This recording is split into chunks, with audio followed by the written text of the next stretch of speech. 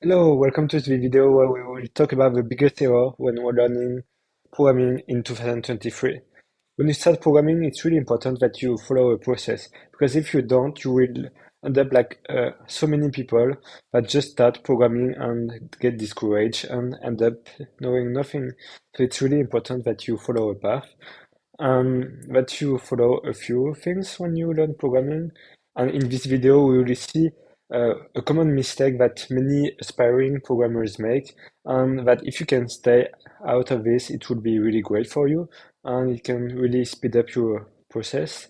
One of the biggest error I think you can make in 2023, that you should really make sure that you don't make this error.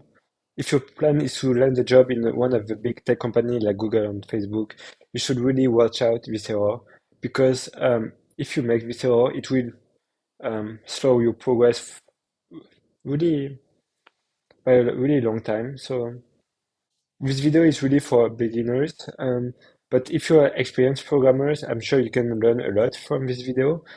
So let's dive into it and see what the biggest error you can make in 2023.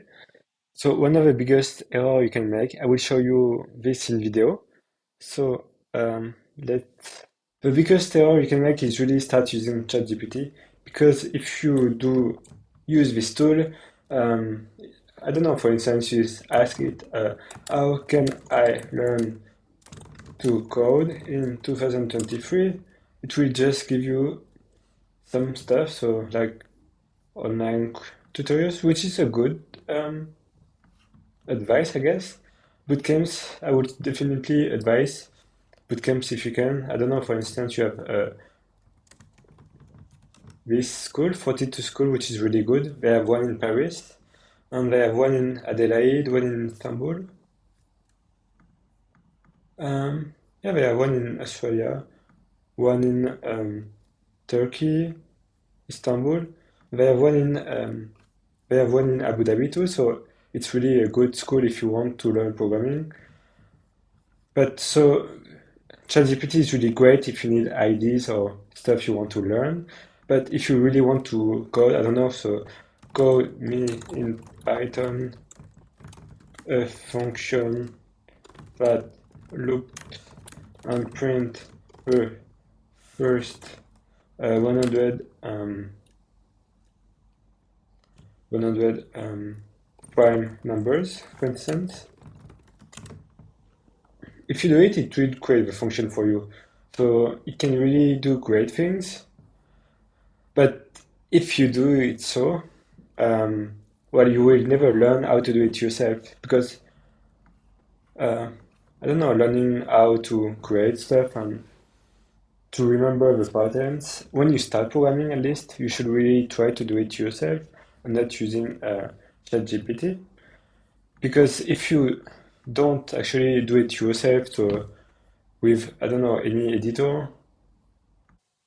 The second issue is that if you actually use ChatGPT, for everything, that you will lose a bit of creativity because you will not spend as much time actually thinking about what to do next, but you will spend more time actually trying to see how you can use the AI. And I mean, you will be less creative for sure. So at least try not to use ChatGPT or any other artificial tool at the beginning when you start learning, because that's really better to learn the hard way to do it. And the final reason is that you will be extremely dependent on tools like ChatGPT. So if for any reason you don't have access to this tool, or you, I don't know, or for some reason this tool doesn't work for a new language you need to learn, because for instance ChatGPT, its data is until 2021. So if you're learning a new language that was just created, you will not get accurate data. Even I know when I ask it to create a React app, usually it doesn't use a functional programming. So if you know functional programming in React, it's quite different to this class.